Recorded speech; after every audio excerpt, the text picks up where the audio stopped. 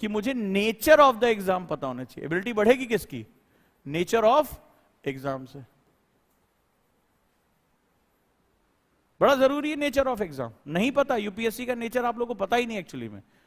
कितने लोगों ने बताया कि यूपीएससी में बहुत प्रतिभाशाली बच्चे ही सेलेक्ट होते हैं? बताया जरूर होगा, ईमानदारी से सुन लो। हर किसी के बस का नहीं, गोल्ड मेडलिस्ट हो, पढ़ने में बहुत तेज हो तभी आईएएस बन सकते। किसने किसने सुना है ये?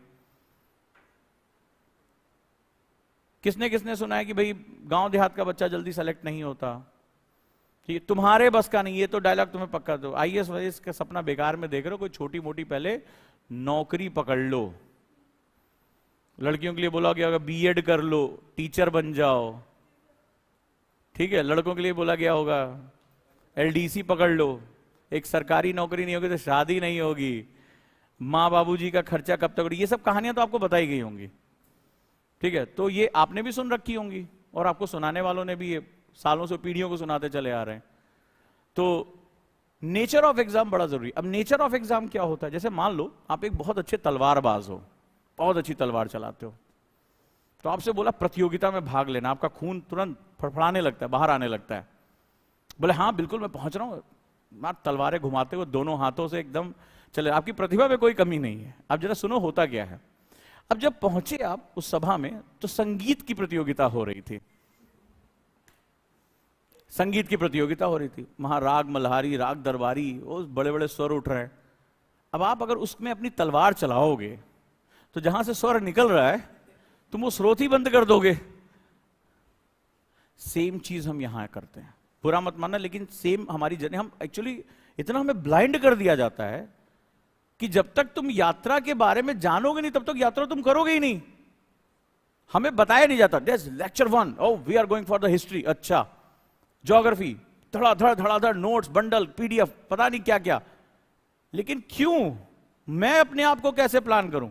और बच्चा भी सोचता है हाँ मास्टर साहब बहुत बढ़िया पढ़ा रहे हैं, यही पढ़ाएं, यही एग्जाम दे, खत्म करें यार, छुट्टी, हमने तो फीस दे दी है। बच्चा भी सपने देखने लगता है कि ये जो फोटोज टंगी हैं इसी में हमारी भी एक और टंग जाएगी, संस्थान टांग ही देगा। लेकिन ये तुम्हारी लड़ाई है, तुम ये क्यों भूल जा रहे हो? इंडिविजुअल हो तुम, ये तुम्हें लड़ना है, ये सारा प्रेशर तुम्हें डील करना है। तो ये मोटिवेशन नहीं, एक्चुअल जो है, फैक्चुअल जो चीज है उसको जानने की कोशिश करो। तो नेचर ऑफ एग्जाम में तुम तलवारबाज अच्छे हो लेकिन मामला संगीत का चल रहा है, तो फिर वहां तुम जाके डिजास्टर करो। थोड़ी देर बाद भगदड़ मच जाएगी वहां पे जब तलवार चलाना शुरू कर दोगे। तो एक्चुअली में हम यही करते हैं क्योंकि हम ये अलग अलग बैकग्राउंड से आए हैं। मान लीजिए आप में से कोई ऐसे बैकग्राउंड से है जिसको बताया गया कि बी सी डी कॉपी भर दिया, कुछ भी लिख के भर दिया, क्वेश्चन ही 4 बार लिख दिए तो पास हो जाओगे। किसने किसने कहानी सुनी है? मास्टर साहब के यहां झोला लेके सब्जी लेके जाओगे, या कुंजी आती है, की मिलती है, हर यूनिवर्सिटी के पीछे छोटी छोटी किताब की दुकानें होती हैं, वहां पे खूब बिकती है, जिसमें बेचने वाला कहता है लाल किताब गारंटी, पास होने गारंटी। या आजकल तो और ऑर्गेनाइज हो गया, पर्ची वर्ची भी अब आजकल इंस्टीट्यूशनल वे में बनने लगी है, होता है।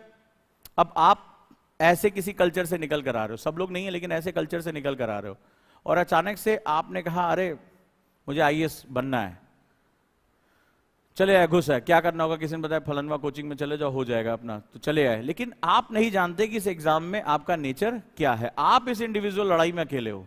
बस जिसको ये राज समझ में आ गया कि मैं इस लड़ाई के योग्य हूं या नहीं हूं, पहले तो हमें यह पता करना होगा। और अगर मैं योग्य नहीं हूं तो मुझे अपनी योग्यता यानी एलिजिबिलिटी कैसे बढ़ानी है, अपनी एबिलिटी कैसे बढ़ानी है। अगर मुझे ये इस पे काम कर लिया तो सिलेक्शन बहुत आसान है।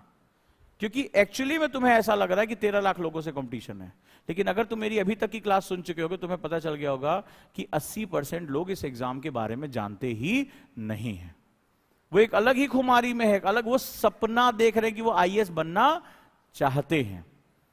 और सिर्फ 20% लोग ऐसे हैं जिन्हें इस प्रोसेस के बारे में शायद पता है, और 10% लोग ही उस पर काम कर पा रहे हैं। और लिटरली अगर तुम देखोगे 5 से 7% लोग हैं जो इस प्रोसेस को फॉलो करते हैं। तो तुम्हारा कंपटीशन इतने लोगों से नहीं है, तुम्हारा कंपटीशन एक्चुअली में जो लड़ाई है वो केवल 5 से 7% लोगों की है। अगर तुम एक प्रक्रिया को फॉलो करते हो तो कंपटीशन है ही नहीं है इसमें, लेकिन वो स्टेप्स तुम्हें फॉलो करने पड़ेंगे। और इस दौरान तुम्हारी जो कमियां हैं वो तुम्हें अपने मेंटर्स को बताना पड़ेगा। इसीलिए हमने टीचर्स प्लस मेंटर्स का कॉन्सेप्ट रखा। क्योंकि टीचर ने अपनी बात कह दी, टीचर कम्युनिकेशन करता है, स्टूडेंट टीचर से कम्युनिकेशन नहीं कर पाता। हमने कम्युनिकेशन को बाय डायरेक्शनल रखा। तो हमने एक डायरी दी है, सबके पास आ गई है।